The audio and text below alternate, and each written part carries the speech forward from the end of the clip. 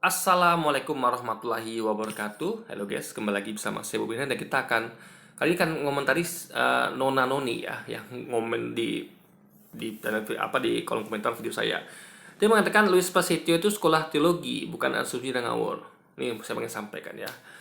Bukan berarti seseorang tuh sekolah teologi berarti dia tuh benar ya. Ya ingat itu ya.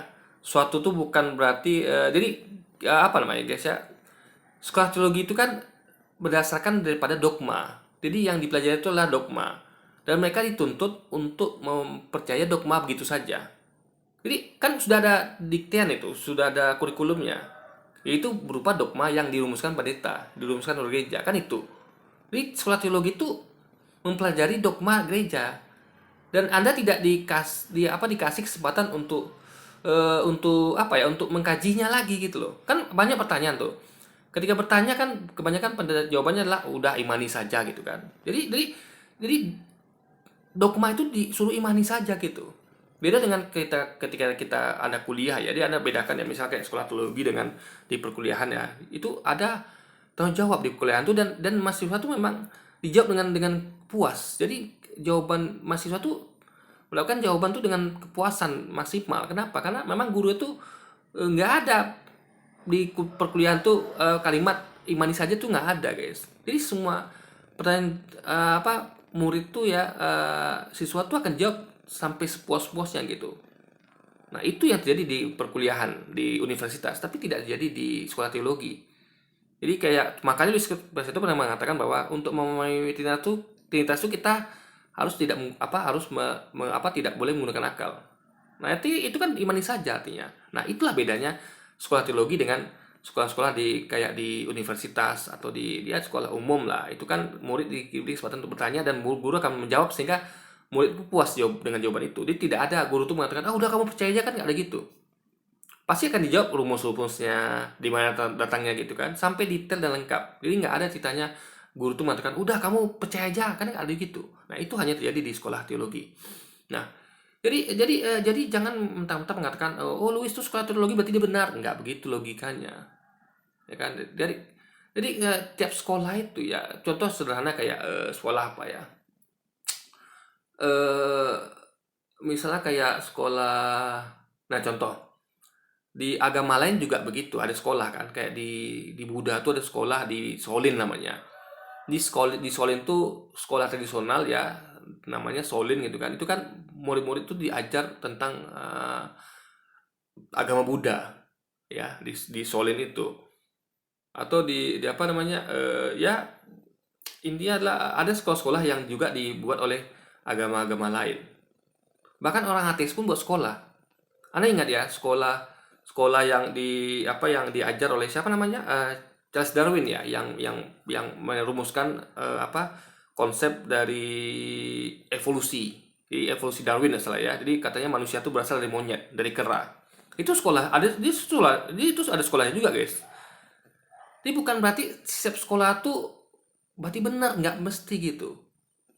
Coba yang contoh kayak Darwin ya, sekolahnya Darwin.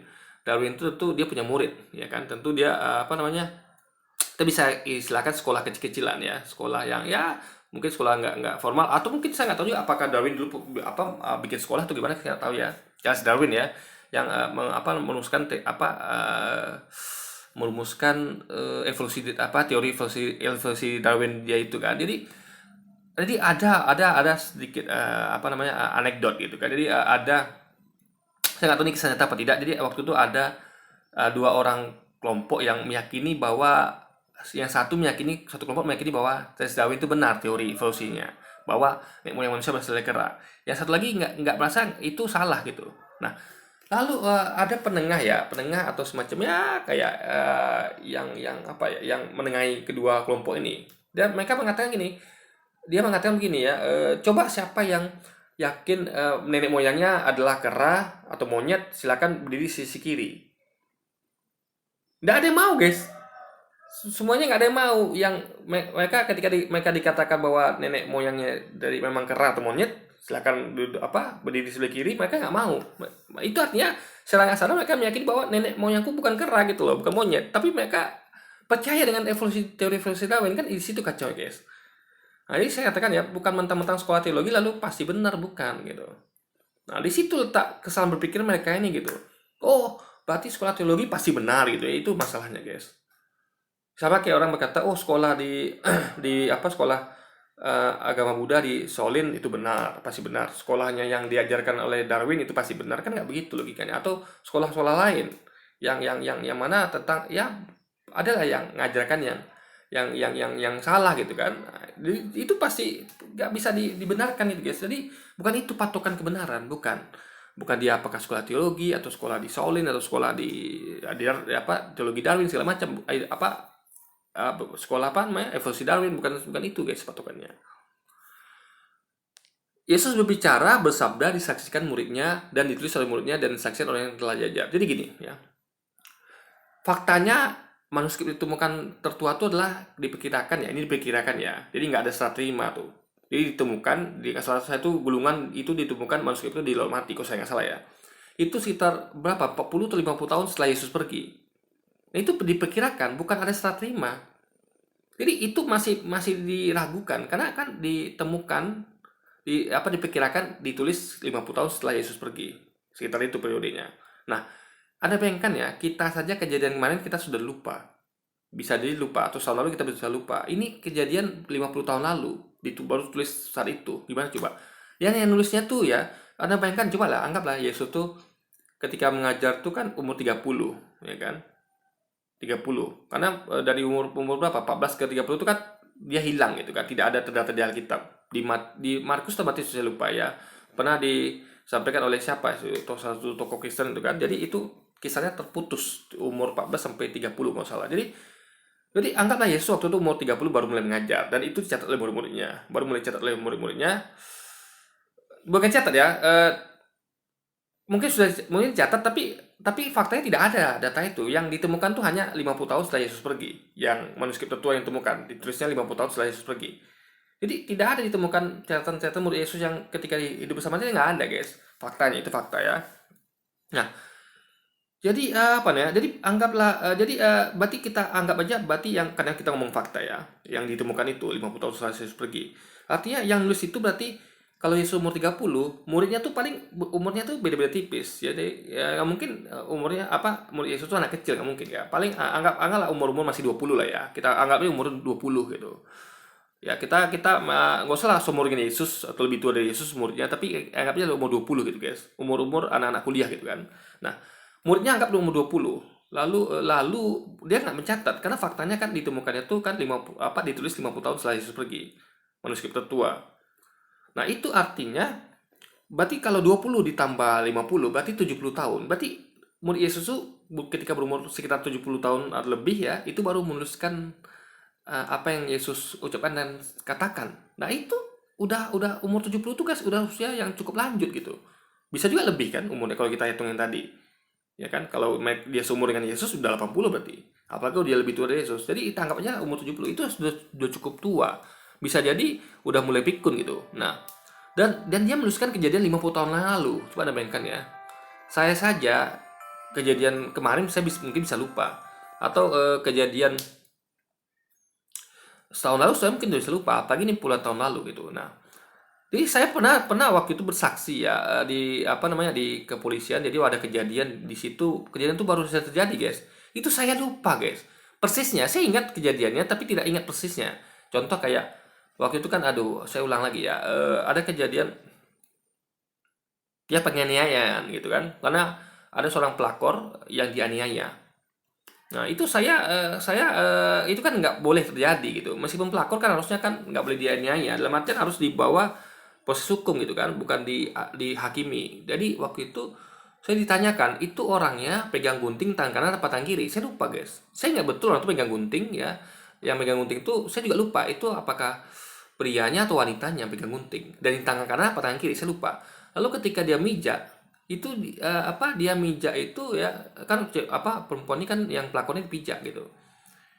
Itu dipijaknya kapan? Setelah setelah digunting itu rambutnya, guys ya, bukan ya. Jadi rambut itu digunting. Yang kejadian pemijakan tuh setelah sebelum kejadian penggunungan rambut. Jadi saya lupa, baru kejadian kemarin padahal. Nah, jadi karena itulah guys ya, maksudnya tuh karena tidak saya ulang-ulang gitu. Kan orang hafal tuh kan dia ulang. Misalnya ada kejadian kan dia ingat terus tuh. Tadi begini, diulang-ulang terus gitu. Sama kayak Quran kan dihafal. Hafal tuh kan ulang-ulang, makanya hafal. Jadi ini sesuatu yang sangat diragukan sekali. Apakah tulisan itu betul-betul berdasarkan apa yang terjadi 50 tahun yang lampau gitu, ya kan? Nah, jadi itu yang masalahnya. Yang kedua, dia pun tidak mengerti dengan apa yang saya sampaikan di video, ya. Yang saya sampaikan lah, di situ dia kita dituliskan bahwa Yesus itu sudah keliling untuk mengajar tentang Injil, memberitakan Injil. Artinya Injil itu yang Yesus beritakan, yang Yesus ajarkan. Artinya yang keluar dari ucapan lisan Yesus, udah itu aja, itu Injil. Bukan apa yang Yesus lakukan, bukan. Itu bukan Injil harusnya. Seperti Quran ya, kalau Anda lihat Quran, itu adalah apa yang diucapkan Nabi Muhammad, bukan apa yang dilakukan Nabi Muhammad. Di Quran itu tidak ada yang apa yang dilakukan Nabi Muhammad, tidak ada di situ konteksnya. Nah, apa yang dilakukan Nabi Muhammad itu konteksnya di hadis, sejarah. Nah, kalau mereka tidak, jadi Injil, Lukas, Matius itu kan diakui sendiri oleh mereka itu adalah sejarah. Harusnya kan bukan sejarah harusnya Injil itu, guys. Injil itu kan harusnya kan apa firman Tuhan saja isinya, nggak ada sejarahnya. Nah, firman Tuhan yang menceritakan sejarah oke. Tapi bukan sejarah versi manusia, bukan sejarah versi Lukas Matius gitu guys. Nah itu posisinya. Jadi itulah beda sama Quran. Quran tuh memang betul-betul Quran tuh adalah firman Allah, firman Tuhan yang disampaikan melalui nabinya. Jadi hanya ucapan Nabi Muhammad. Nggak ada perbuatan Nabi Muhammad dicatat di Quran tuh nggak ada sama sekali.